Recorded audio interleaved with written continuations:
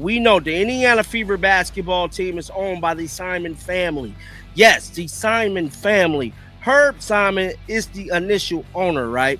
Breaking. Fever ownership reportedly at war with coach Stephanie White over Caitlin Clark's role. Nobody saw this coming inside the Indiana Fever organization.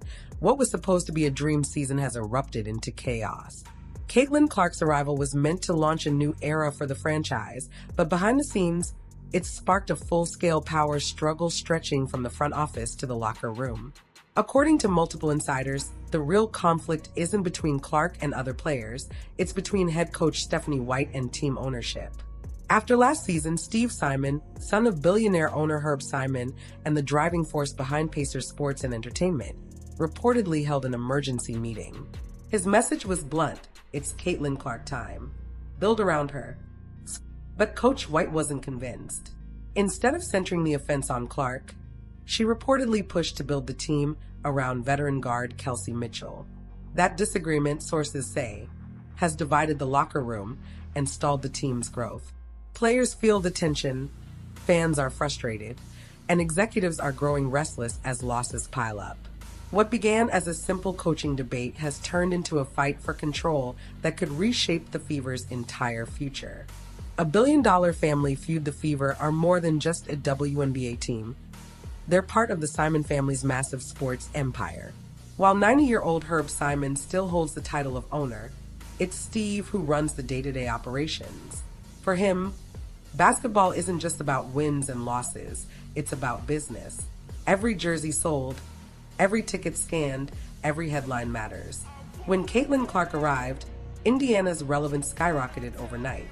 Ticket sales broke records, merchandise sold out, and her games dominated TV ratings and social media feeds.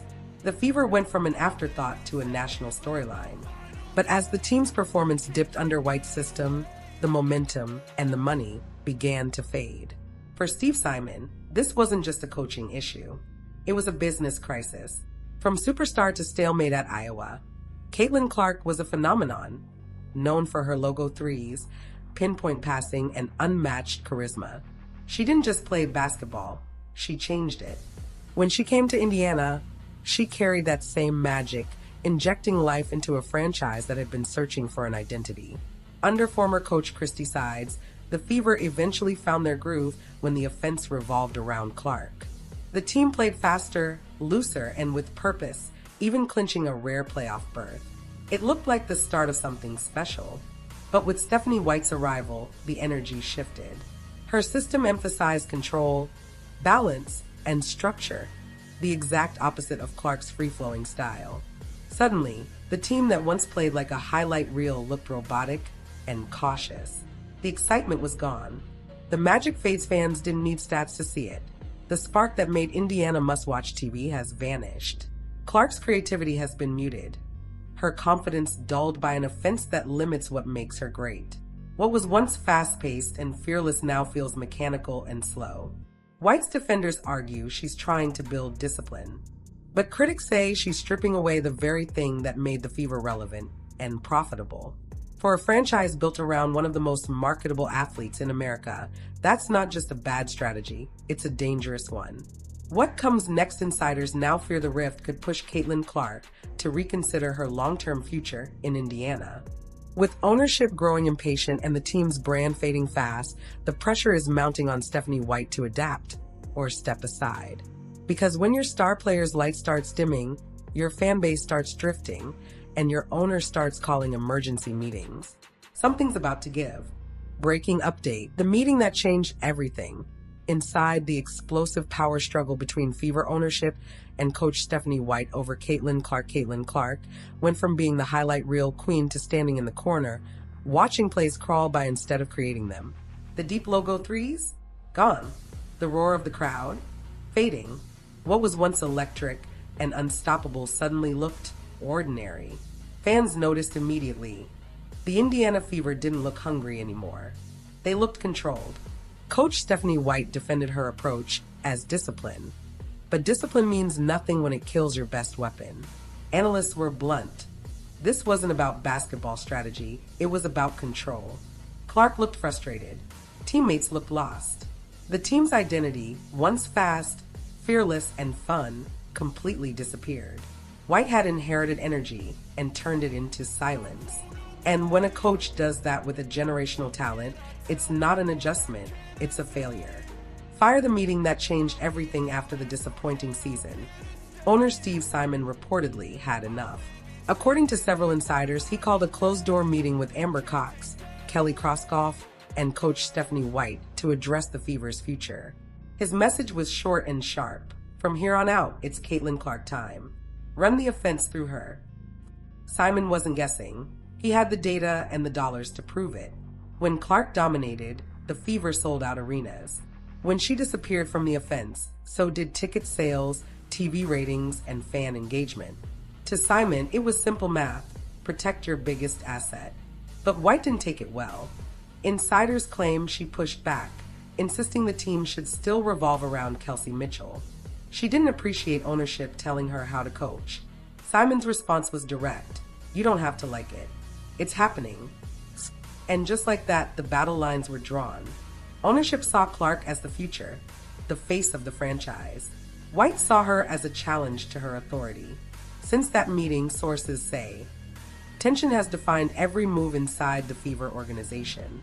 Briefcase basketball versus business basketball may be measured in points and assists, but owners measure success in dollars and growth. And Caitlin Clark equals both. When she's unleashed, the Fever turns into a gold mine.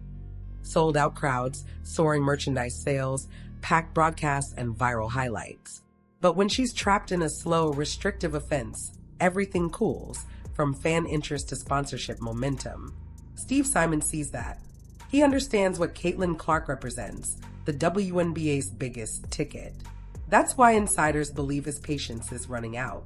Because if this internal battle doesn't end soon, Indiana might lose more than just games. They might lose the very player who made them relevant again. High voltage the Fever's identity crisis, pride, power, and a misused superstar. Steve Simon knows exactly what keeps the Indiana Fever alive: Caitlin Clark's magic. From the day she signed, his vision was clear: build the brand, the team, and the future around her. She's not just a star, she's the heartbeat of the franchise. But Coach White's pride may have derailed that vision. Instead of adapting to Clark's once-in-a-generation talent, she doubled down on her rigid system, treating the most gifted player in women's basketball like just another guard. The result? A franchise that's lost its spark, a locker room divided, and a fan base slowly slipping away. Breaking, the comment that changed everything.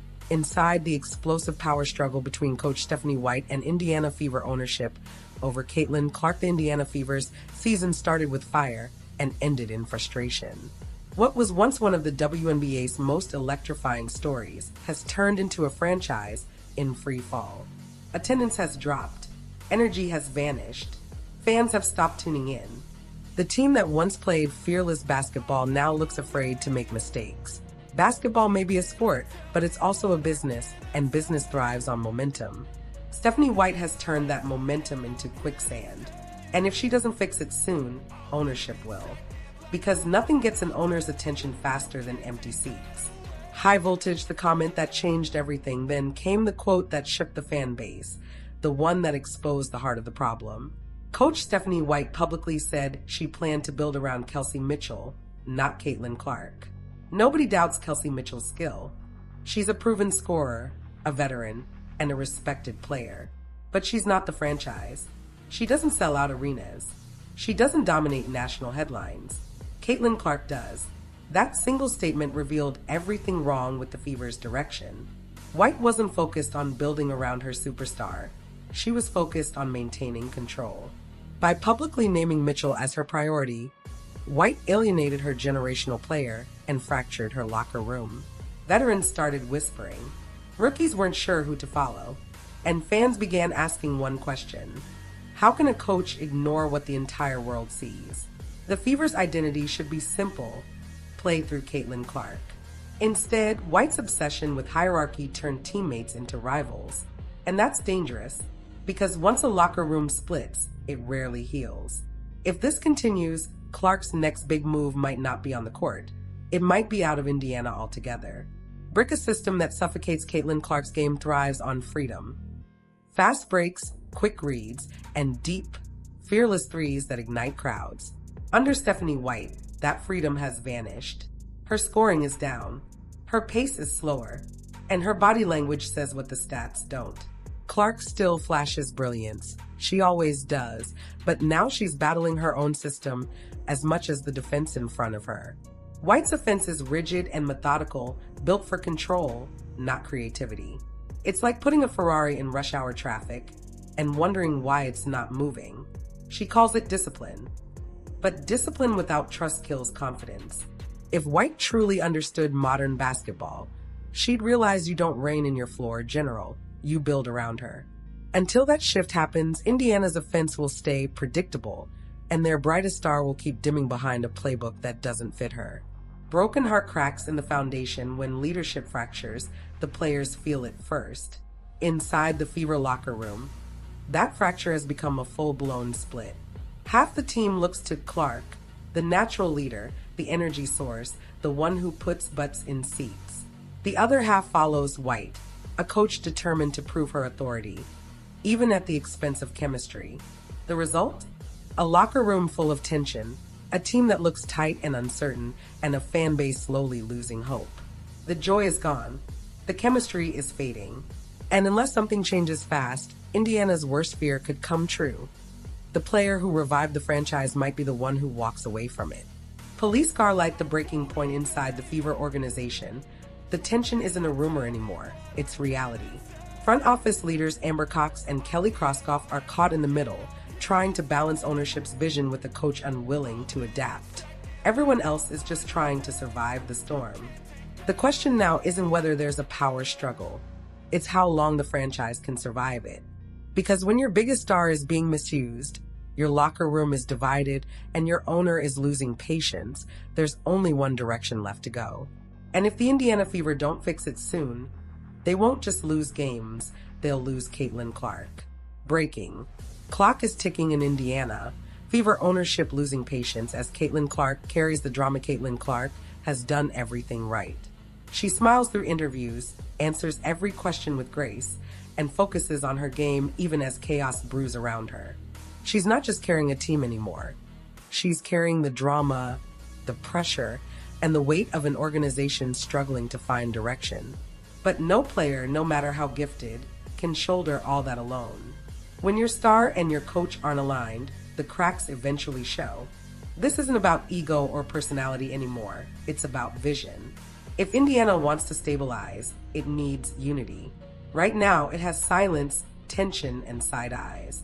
And silence doesn't win championships. 3 o'clock the clock is ticking if the losses keep piling up and the stands keep emptying. Owner Steve Simon won't stay quiet for long. He's seen both versions of this team. The fast, free-flowing Fever that let Clark run the show and filled arenas. And the slow, rigid Fever that crawled under Stephanie White's system and emptied them. At some point, Simon will do what smart owners do. Protect the investment. That could mean new leadership, a new playbook, or even a mid-season coaching change. Because Caitlin Clark isn't just another name on the roster. She's the future of the WNBA. If Indiana won't maximize her potential, someone else will. Clark's patience has been remarkable, but every superstar has a breaking point. If things don't change soon, the question won't be how to fix the Fever. It'll be how to recover from losing the player who made them matter again. Repeat button. The path forward. The solution isn't complicated. It's just uncomfortable. Rebuild trust. Hand Caitlin Clark the keys. Stop fighting the obvious. At this point, the Fever's choice is brutally simple: evolve or collapse. Stephanie White isn't pushing Indiana forward, she's holding it back. She took a rising team and slowed it to a crawl. She alienated her best player. She defied ownership's vision. And she drained excitement from a fan base that finally had something to believe in. At some point, excuses stop mattering. Results do. And under White, the results have been disastrous. The Fever doesn't need more structure. They need belief. They need energy. They need a coach who understands what the world already does. That Caitlin Clark isn't just part of the offense, she is the offense. Police car light the reset. If the front office truly wants to save this franchise, it's time for bold action. Fire Stephanie White. Rebuild around the player who put Indiana back on the map. Because every game under this current regime is a wasted opportunity for growth, for revenue, and for history. The Fever doesn't need patience anymore. They need a reset. They need belief. They need Caitlin Clark unleashed.